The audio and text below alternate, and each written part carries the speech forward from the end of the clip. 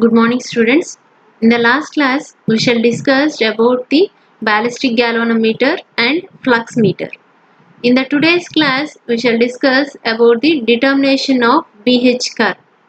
So here B stands for flux density and H stands for magnetic field strength. So for flux density and field strength, you need to determine the curve. So to draw the curve, there are two methods for the determination of BH curve. So those two methods are method of reversals and step-by-step method or 6-point method also. Okay, in that first one, method of reversals. First one is method of reversals. So this is the circuit diagram for method of reversals to determine the BH curve.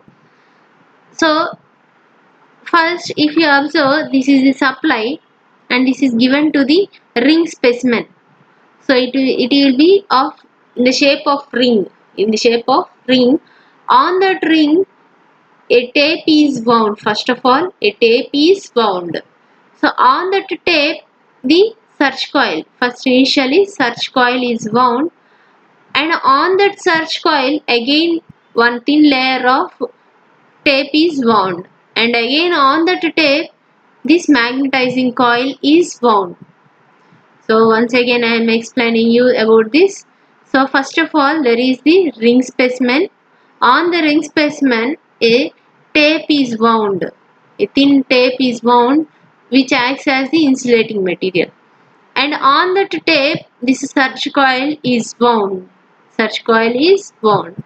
So if you observe here, the coil which is nearby, that is there is less gap in between the coil, that is called the search coil, and on that search coil again one layer of thin layer of tape is wound. On that tape this magnetizing coil is wound. Okay, that means the search coil is in between the ring specimen and the magnetizing coil. The search coil is present. Okay, this for this magnetizing coil, so this magnetizing coil is given to the supply through a reversal switch. It is given to the supply through a reversal switch. So here the reversal switch is used to make here method of reversals. The method is method of reversal. That means you need to create the reversals. So here for that the reversal switch should be there. So to this switch an ammeter is connected. To this a resistance R is connected here. This is given to the supply. Now this search coil, the other end of the search coil is connected to the resistor, and next it is connected to the ballistic galvanometer. So ballistic galvanometer is used to measure the charge. That means here this is a flux meter, one type of flux meter. So here directly flux will be indicated here in this meter. And if you want to short this ballistic galvanometer, here we are providing a switch K here to short the ballistic galvanometer, and it is given to the calibrating coil. Okay, this is about the construction. Once again I am saying the construction consists of a ring specimen. On the ring specimen a thin layer of tape is wound. On that tape first search coil is wound. On that search coil again thin layer of tape is wound. On that tape this magnetizing coil is wound. The ends of the magnetizing coil is connected to the DC supply through a reversal switch, ammeter and rheostat. Next the search coil is connected to the ballistic galvanometer. So this is a type of flux meter which indicates the flux flowing through the search coil. Across the ballistic galvanometer a switch is provided in order to short circuit the ballistic galvanometer. So this is about the construction. Now coming to the principle of operation, so you need to draw the BH curve. That means you need to find the B and as well as H. So to find the value of H, what is the formula? H is equal to N into I by L. So number of turns into current divided by length. So here n is already, you are already known about the search coil and the magnetizing coil. Number of turns it is already known, so n is already known, and I is found through the ammeter, and L is nothing but the length of the coil. So now here, when the galvanometer key K is closed and the iron specimen is brought into a reproducible cyclic magnetic state. Here you need to observe the word reproducible cyclic magnetic state. That means you need to bring it to a cyclic magnet reproducible cyclic magnetic state. So this can be done by throwing the reversing switch, yes, backward and forward about 20 times. So here this reversal switch is kept backward and frontward like this. You need to do it for 20 times so that it is going to be a reproducible cycle, reproducible cyclic magnetic state.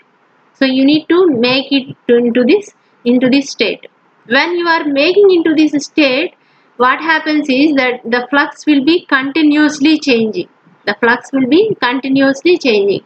So the pointer in the ballistic galvanometer will also be continuously deflecting. For that, what happens is the flux meter might get damaged. So in order to avoid the damage of the flux meter, here you are keeping a switch K here. So K should be closed whenever you are operating the reversal switch. Whenever you are operating the reversal switch for 20 times, at that time K is kept in closed position. That means this is not there in the circuit. When it is gone to the reproducible state, cyclic state, then you can open this switch. You can open that switch. Now K is now opened, and the value of flux corresponding to this value of H is measured by reversing the switch S and noting the throw of the galvanometer. So that means whenever the current is there, what is about the flux? H is equal to Ni divided by L. So N is number of turns of the magnetizing coil, I is the current flowing to the magnetizing coil, L is the length of the coil. So by substituting all these values, you can find out the value of H. So now to calculate the value of B, the value of flux density corresponding to this H can be calculating by dividing the flux by area of the specimen. So B is equal to flux phi divided by A. So that gives you flux density. So B is known and H is known. So for one value of B, you know the value of H. This procedure is repeated for maximum testing point. How much time you can test, till that point you can repeat this procedure so that you can find out different sets of B and H values. So the BH curve may be plotted from the measured values of B corresponding to the various values of H. So that means if there is the field strength is H1, then corresponding to H1 the flux density is B1. If it is H2, corresponding flux density is B2. If it is H3, the corresponding flux density is B3.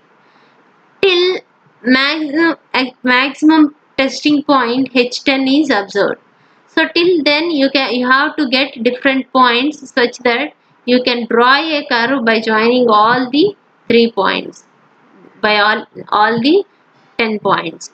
So by that you can get the BH curve. So this is about the method of reversals.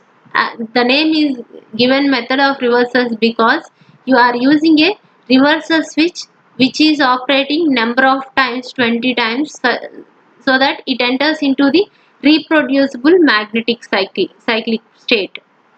So this is the name is given method of reversals. And the second method is step by step method.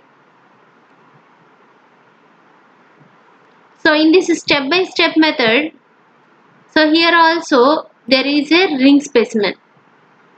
There is a ring specimen. On that ring specimen again a tape is wound. On that tape, first search coil is wound. On that search coil again a thin tape is wound, and on that magnetizing coil is wound.